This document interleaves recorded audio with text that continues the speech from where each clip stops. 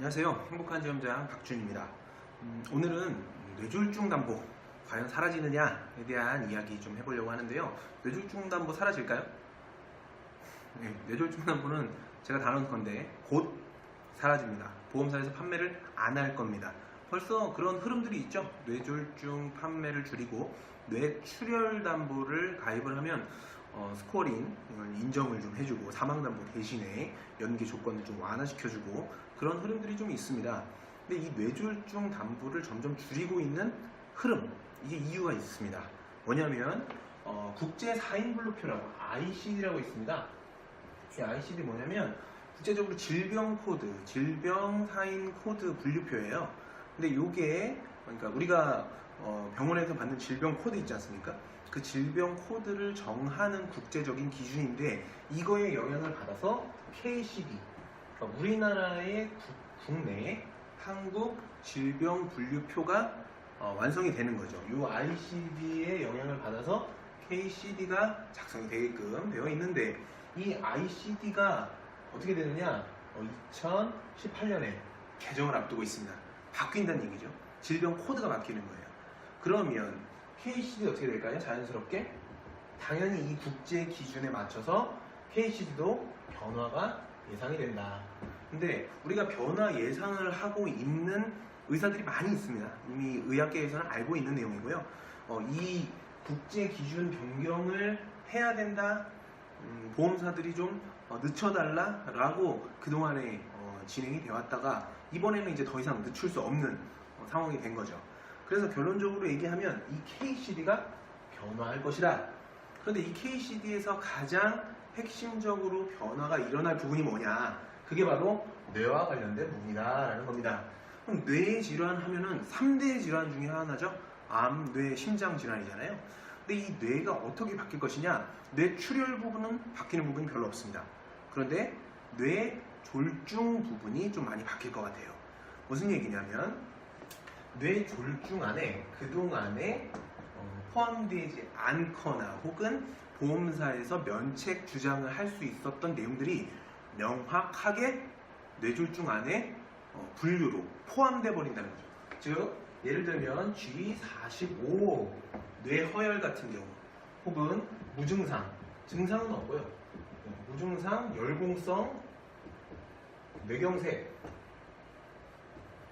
이런 것들 그동안에 증상이 없었기 때문에 이런 부분에 대해서는 뇌졸중 코드를 받아온다 하더라도 증상이 없었으므로 다른 코드로 자문을 받아가지고 면책 주장을 하는 경우가 많았거든요. 그래서 민원 분쟁 사례도 굉장히 많았습니다. 또 하나 무증상과 관련된 부분으로 MRI 같은 거 많이 찍잖아요. MRI 찍어서 영상학적 소견은 있는데 증상이 없어요. 혹은 이 뇌경색이라는 것 자체가 뇌허열이라는 것 자체가 24시간 이상 지속된 경우 이런 경우에 이제 뇌허열, 뇌경색 코드를 받게 되는데 뇌경색은 뇌졸중으로 보상이 되죠. 그런데 24시간 이상 지속되지 않았다거나 혹은 증상이 없었다거나 그렇기 때문에 이런 부분들에 대해서는 보험사가 면책 주장을 해왔다. 그런데 이제 어떻게 된다고요?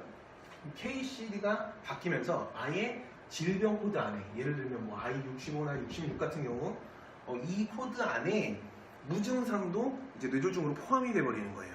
그런데 우리 약관에 보시면 어떻게 되어 있냐면 만약에 지금 현재 버전은 KCD가 7차 버전인데 이 7차 버전이 8차 버전으로 변경된다고 하면 그때 새로 포함된 질병도 함께 보상을 해준다라고 약관에 나와 있습니다. 그러니까 어떻게 되는 거예요? 이 KCD가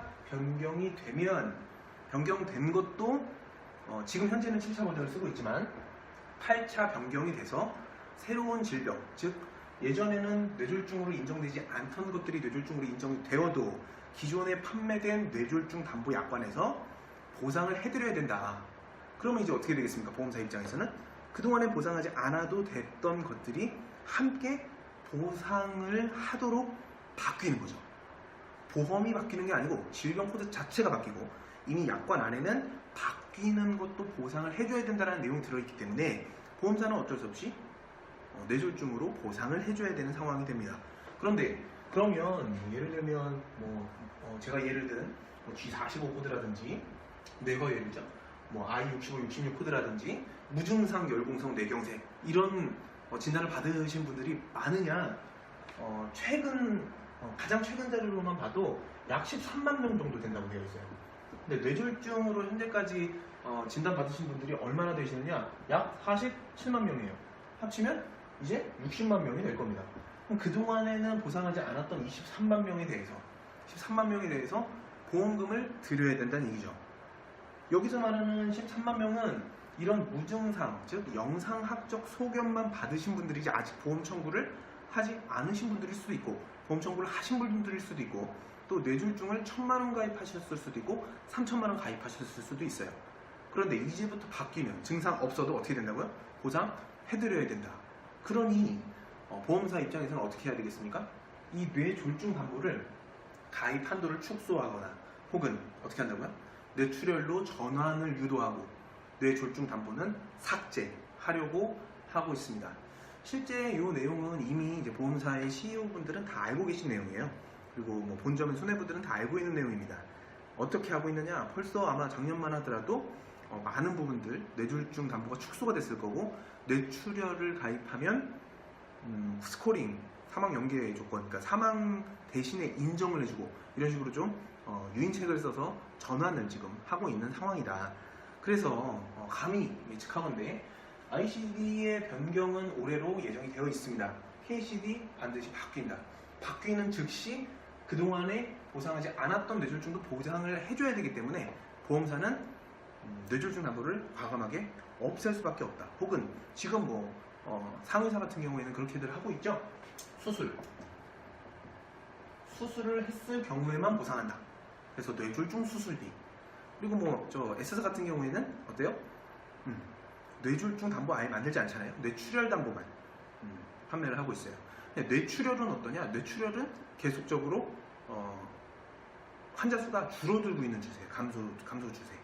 그러니까 보험사 입장에서도 판매를 해도 크게 손해보는 담보는 아니다. 근데 뇌졸중은 뇌경색 포함해서 올라가고 있습니다. 추세가. 그렇기 때문에 앞으로는 뇌졸중 담보는 곧 사라질 제1순위 담보다라는 거 기억을 하시고 지금부터 KCD가 변경 완료돼서 뇌졸중 담보가 없어질 때까지 뇌졸중을 현재 1,000만 원, 2,000만 원 가입하고 있다면 조금 더 가입해 주시는 것이 좋을 것 같고요. 만약에 그동안에는 암만 신경 쓰고 뇌졸중에 대해서는 크게 신경을 쓰지 않았다 하시는 분들은 판매에 신경 쓰지 않으셨다 하시는 분들은 우리 고객님들 꼭 챙겨주시는 마음으로 뇌졸중에 대한 보장도 넉넉하게 준비해 주시기를 당부드리겠습니다. 감사합니다.